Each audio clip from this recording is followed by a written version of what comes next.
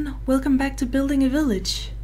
On this particular episode, I did one take just a few days ago where I sat for an entire hour playing Minecraft, cutting down trees and continuing on the roller coaster and such. I sat there for an hour speaking to myself apparently, because my program just decided, you know what, I'm not gonna be connected to your microphone anymore. And of course I didn't do a test recording before continuing on. So where should I begin? In terms of progress in the city overall, not much happened within that hour last time I recorded. I've begun doing the double trim, if that makes sense. I pretty much sat for an hour talking, and then mid-sentence I look over at my recording program over on my second screen, and then I notice the sound waves aren't going up and down whatsoever, even when I spoke. So I just sat there in silence for like a minute or so, just thinking to myself, oh my god, the sound isn't recording. My microphone is not recording. It has not been recording for the last hour. So some things I tried to talk about last time I recorded were some of the things that I've done during my vacation so far. Because right now I'm or summer holiday, whatever you call it. One of them being I have been to Stockholm. And one of the first things we did while we were there, me and my mom and my brother, was going to Liseberg. Basically, it's an amusement park. We have been there before actually. It's been many years though.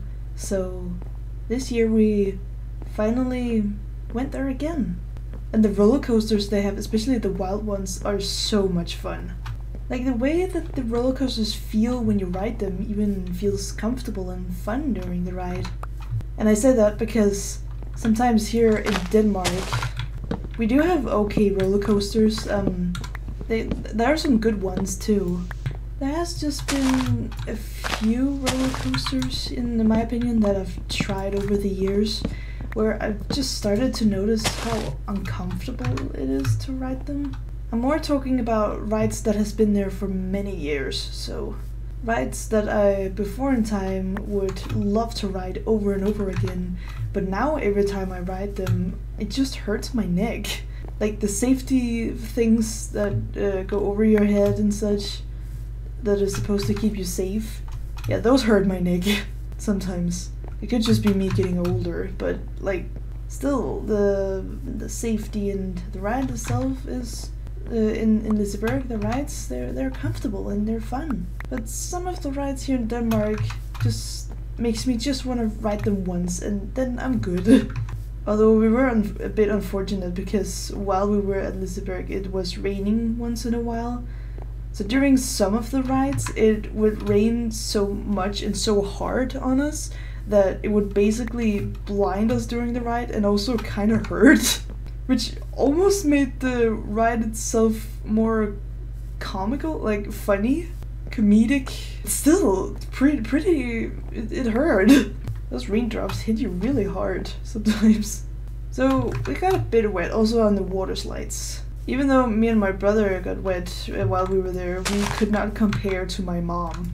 There was on one particular water ride where you're kind of supposed to get wet. It's the kind of ride that sails around and there's water that splashes around everywhere. Even as soon as you get out of the ride, there's like this machine that you can go into that heats you up and dries you. Although you do have to pay a little bit for that. One of those kind of rides. When we tried that, my mom was very unfortunate on that ride and she got soaking wet. We have rides like that in Denmark too. But the one that I've tried here in Denmark, you don't get as wet as you do here in Liseberg. I have never seen anyone get so wet from that kind of ride before. So when that happened to my mom, I could not help but laugh a lot. My poor mom was just wet for basically the rest of the day. And that compared with the rain and all of that. My mom did like the rides, but that particular aspect of being so wet for the rest of the day, she did not like. And that was just the first day on our trip. The rest of our time we spent in Stockholm. We went to see some royal jewelries. We were going to see other museums, but they were either too expensive or the line was too long. So we spent a lot of time taking a tour bus around town. And we also sailed around town. So I'd like to think we've seen most of Stockholm so far. While we were there, me and my brother also tried out some arcade games. He had a friend that lives over there, so he could show us around and help us figure out how to like purchase like game coins and such that you need to put in the machines. My brother was especially interested in the Sound Voltex rhythm game machine. Anytime he has any chance of playing that, he takes the chance. It is a pretty fun game. It's also been shown off during the ESA marathon thing. It's a thing on Twitch. It's like an event that you can come and participate in, and there's fun things to do around, and then they like to show off games, mostly speedruns, I believe, and then they also do donation funds. So while you're watching someone speedrunning for possibly a new record, you can donate and it can go to Alzheimer's funds and such. And my brother loves to go there, so he has been participating in showing off games himself. He has been speedrunning Super Mario Odyssey, Portal 2, and also It Takes Two. And then he also does commentary, so he has also been commentating like when someone else has been speedrunning Super Mario Odyssey, or just recently someone was speedrunning Elden Ring blindfolded, and so my brother commentated on that, basically just explaining how do they do it, what are their tactics, and how do they manage to do it, and what are the shortcuts and such. He plays a lot of these games himself, so he knows. And also watches other creators and YouTubers do these things. Enough about that. My favorite thing about the arcade games, not only was there a lot of rhythm games, there was also like Mario Kart, which was fun to play. Also a couple of shooting games, which I wasn't personally very interested in. But I noticed in some of the rhythm game machines, there was Undertale music. Obviously, I had to use all of my remaining game coins up for that. I had to play Megalovania and Hopes and Dreams and Battle Against the True Hero and Mettaton's theme song. So that was basically my trip to Stockholm. And then we went home. I've already been trying out so many roller coasters and just been to a couple of amusement parks just this year alone. And I'm going on more.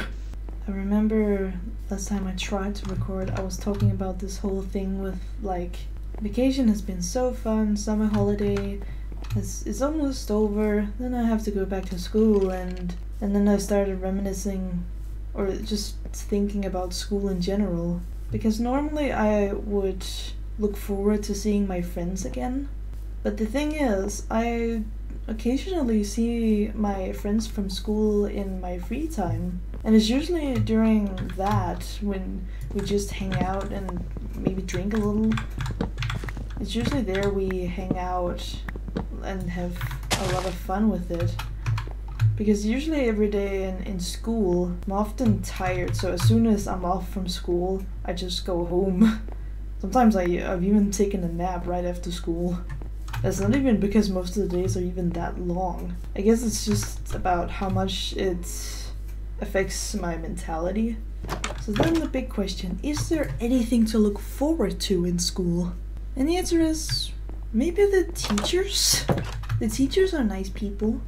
Although I'm getting some new teachers, so I have to meet them first. So even that is a bit like, oh no, new people, overwhelming. Autistic brain can't handle it. Autistic brain go brrrr. Not only that, I'm also getting a heck lot of new classmates. So lots of overwhelming things right from the beginning. But obviously I can't have vacation forever. I need to go to school. I do need to study And I do need to get the, I would say degree, but I mean, it's not really a degree, it's just, it's kind of the equivalent of like high school.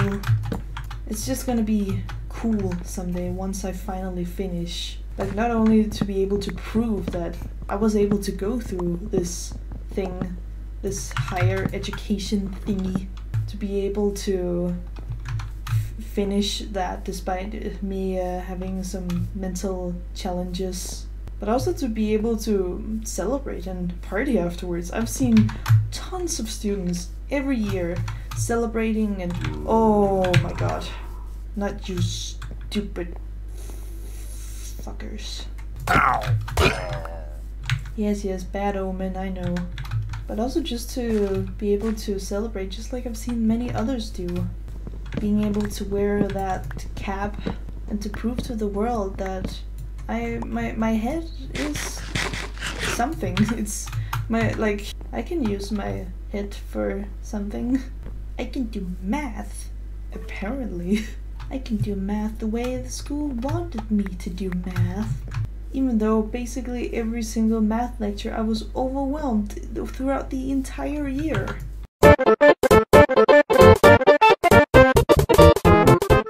And actually soon I'm gonna go to the cinema. I'm gonna watch the new Girl Kraken movie. Evil mermaid teenage girl. I'm gonna go watch it with my mom, and I'm spending time with my mom. We just baked an apple pie today and it is super delicious. Just right now as I'm talking about it, I'm craving more. I have a great mom. Wait, have I been collecting this much wood? I was just mindlessly going around talking, collecting wood, didn't even think I had that much. Huh. I usually wait until I have just one stack and then I go ahead and continue on with the roller coaster. I don't need that much. I already got some over there, so I just need that much. I know exactly why these leaves are here. I just saw recently through Anthony Padilla's video that Chris Tyson, you know, Mr. Beast's friend, that she came out as trans, official. She did on her Twitter say some things, like nothing too official, like, or big like that. Like, she did say like any pronouns and I'm the person in Mr. Beast's videos. And people did start noticing things during these past few months. Started making fun of her because of it, because of how she looked and such. And obviously I support trans people, so fuck them. And I fully support her, Chris Tyson. And I'm very happy for her. And I'm also super happy that Mr. Beast himself is also supportive of this. We really need to normalize this more, because just as we just saw, people are still being hateful towards trans people. I've been seeing a lot of like parental figures. They seem like boomer parents on the internet being like, Mr. Beast, you shouldn't have Chris on your videos anymore. It's a bad influence on the children. You should think about the children. Like, for one, now we know she's a woman, but even if Chris was just a man who liked to wear a dress, so what? Like, it's literally just a piece of fabric on your body. But there are still some boomers who, and even some young people, unfortunately, who are still like, only women should wear dresses and only men should have manly clothes because anything else is just weird. Like, you can't do that. That's not socially acceptable. Like, shut the fuck up. If there's anyone watching out there who is trans or just by any measure or means is a part of the LGBTQ community, I fully support you. I believe in judging people based just purely on them as a person, because everyone is completely different. We should remember that each group that you can ever think of, any concept, any kind of group or with people, like there's always, people are always different. Like even people who have done criminal things, even people who are in jail, even there are some good ones who knows that they did something wrong, or that are trying to work on it, or maybe it was all an accident, or they were falsely charged for something. Just like how anytime you see someone with a tattoo, that doesn't mean that they are a wild or dangerous person. It's also important not to see the world in this like black and white image. But all in all, I was very excited to watch that episode with Anthony Padilla and Chris. And also Smush is back. Had that happened in the last episode of this? Oh wait, I say Smush is back, even though that's not technically... Smush has always been here, but the classic Smush, Anthony, is back with Ian, and they've now done 3 comedy skits so far. It's so nice to see them rebuild their friendship and come back to what they once had built, coming back to their roots and with a much more healthy work relationship balance and healthier friendship. I also just can't wait to see. Obviously, it's cool that like just to see their like old kind of comedy and sense of humor be brought back. But I'm also hoping that these new sketches that we're gonna see has a bit more of an updated kind of humor, because in their old Smush videos they did used to make a lot of, or not a lot of, but just occasionally they would make a few like homophobic jokes. A bit more normal back then, fortunately. I mean, even I sometimes used gay as like a slur, and obviously I don't like it now. I'm not proud of it. But that's why I'm hoping that now that like we can revisit or like have a better mindset in terms of what kind of humor we put out there. Because it definitely is possible to make gay jokes and not have it be offensive. I think I heard somewhere online of like someone having 2 dads, but now since they have 2 dads, they now have double up on the dad puns. I just want to for a moment shout out Tomska.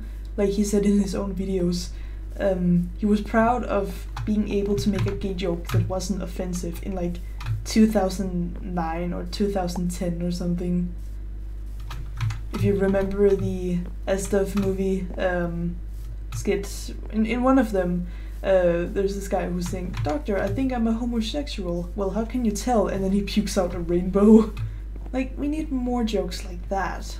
I mean, even Anthony Padilla himself has been doing these I Spent a Day With series with people who are trans, both FTM and MTF, and non-binary people who are intersex, people who are gay, bisexual, pan, asexual.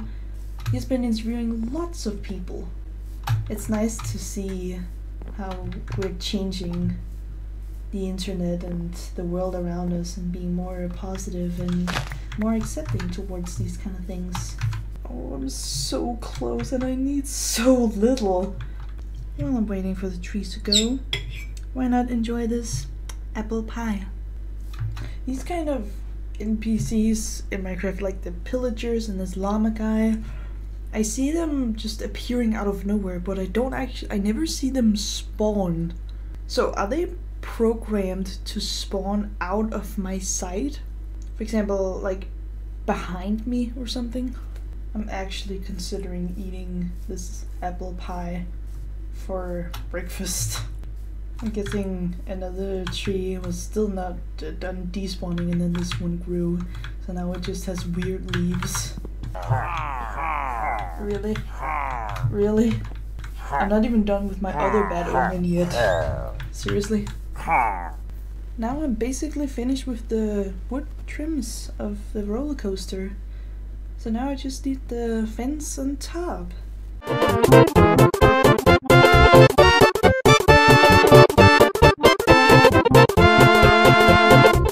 So it's a new day. I did get the apple pie for breakfast. Take a look at this. I'm not done yet, but I like how it looks. You guys, again, you guys have come 3 times now. Or twice while I still had the bed on, and you've come like 3 times very quickly. Yeah, hello. Oh my god. Okay, they hit my shoulder, but it's going through my face and then it despawned. That was probably an Enderman. Because that dark block wasn't there before. From the outside, it looks slightly silly, but I don't really care all too much about it. I literally walked past here a few seconds ago and there was no trees whatsoever. So in a few seconds, all these trees just poof. Once these fences are done, all I need is lights around the whole coaster.